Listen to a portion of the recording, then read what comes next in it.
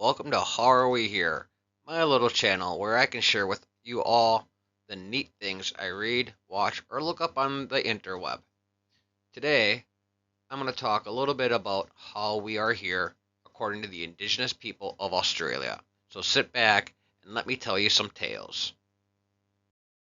So, in my travels across the interwebs in search of old creation myths, I came across Australia's Dreamtime, also known as the Dreaming. Rough estimates put this at 60,000 years old. How they came to that time frame, I'm still not too sure. It seems to be passed down through oral tellings, so maybe it's due to the island continent being ocean locked for that amount of time. The difficulty other people and animals would have had in attempting to migrate there.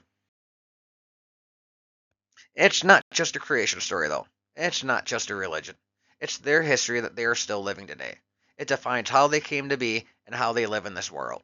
Different regions of Australia have different variations of different creator type spirits, ancestors, divine beings. They all await, so sit back as we dive into the dreaming. The Ungambikula are two beings who created themselves out of nothing. But before we get to them, let's go back to when all was dark and the earth was bare and plain. The eternal ancestors slept beneath the earth with the sun, moon, and stars.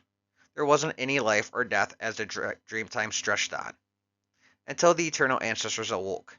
Having just awoke, they didn't have set forms. They started to wander about, sometimes as humans, sometimes as animals. Sometimes part human and animal, sometimes part human and plant. Maybe even part animal and plant. Eventually, the Ungambikula came across these half-made beings. Throughout their travels, they found these formless bundles near potential watering holes, near caves, and so on. So with great stone knives, the Ungambikula carved heads and arms and legs into these formless bundles. You see, during the dream time, human beings were fashioned from the forms of nature. That is why the indigenous Australians owe their allegiances to certain types of totems. Bundles of plants, types of animals, a kangaroo, a seed of grass, lizards or emus, or plum trees. They owe that allegiance because their eternal ancestors were shaped from them. Eventually, some of the eternal ancestors returned below the earth, while others went to trees, rocks, or even those same watering holes they were blocking.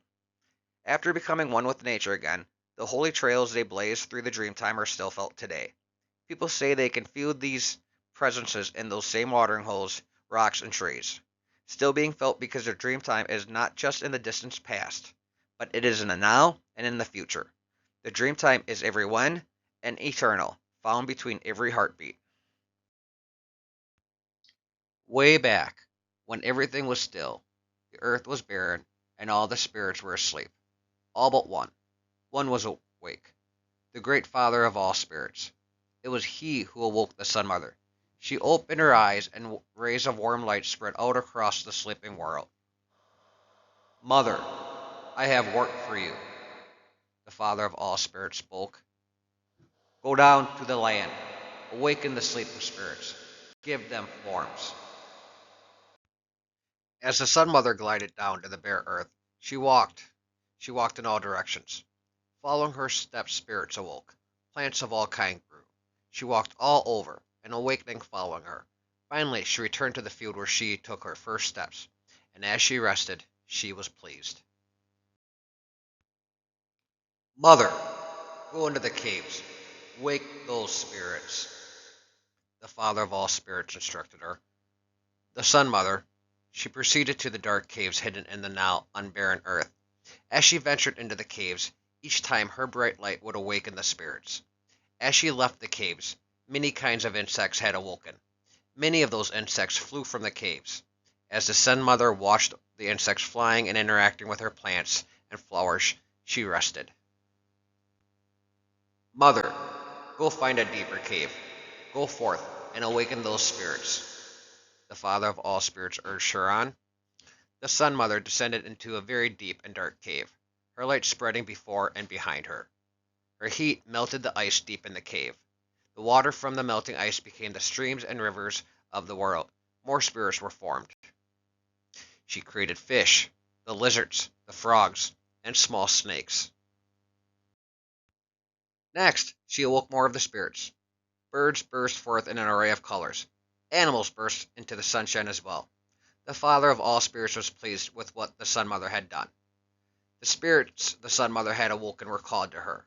She told them to enjoy the bounties of the earth together, to live peacefully with one another.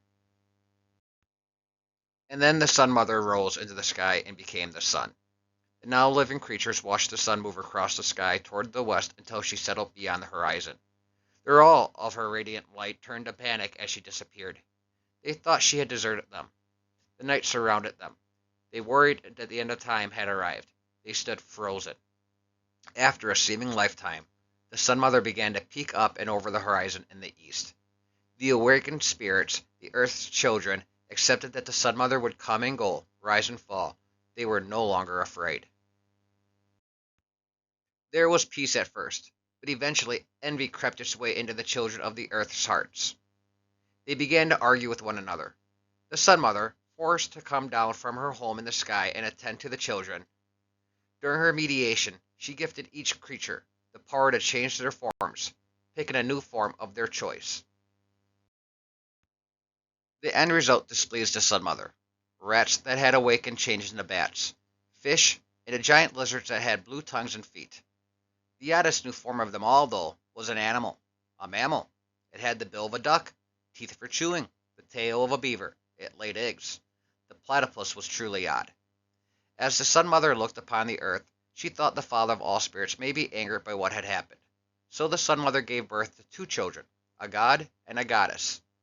The god was the morning star, the goddess the moon. The god and goddess gave birth to two children. These the Sun Mother sent to earth. They are our ancestors, superior over the animals and plants, for they had a part of her mind in them, and they would never want to change their shape. Considered one of the most powerful ancestral beings of Aboriginal Australia, the Rainbow Serpent is featured in rock art dating back 6,000 years. The oral tradition before that is impossible to tell, but it is one of the oldest continuous beliefs. Depending upon the region, it may go by different names, Kajura and Burlung to name a couple.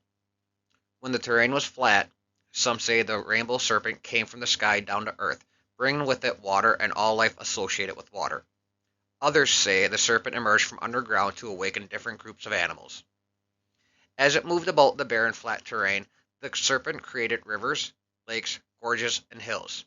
As it slithered across the countryside, it would occupy watering holes, providing that same nourishing water.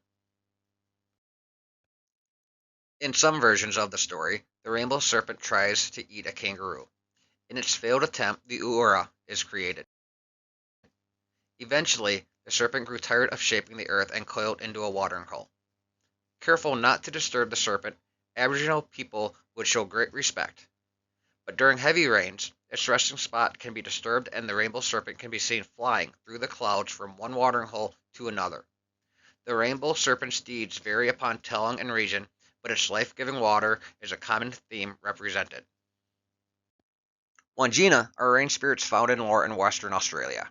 A significant creation spirit, Wandjina can also refer to groups of these rain spirits. Depictions of these spirits typically have small dots to symbolize rainfall.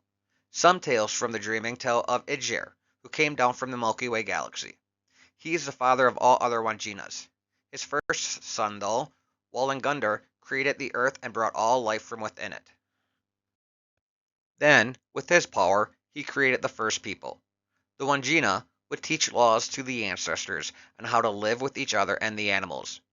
Before they returned to nature, they stopped to paint the original paintings of themselves, still seen today.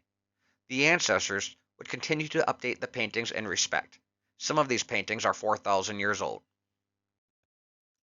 The ancient sky god Baime descended down and undertook the monumental task of creation. He sculpted the landscapes, creating mountains and forests, brought down water to fashion rivers and lakes. In giving the people their culture, traditions, songs, and laws of life, Baime shows the pivotal role he played in forming society's social fabric. Baime had two wives. With one of his wives he had a son. I won't even try to pronounce their names.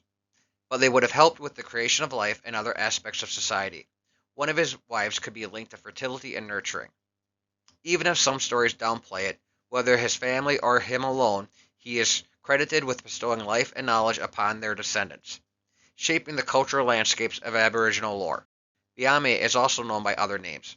He has the ability to shape shift and answer prayers, typically for water. Who knew?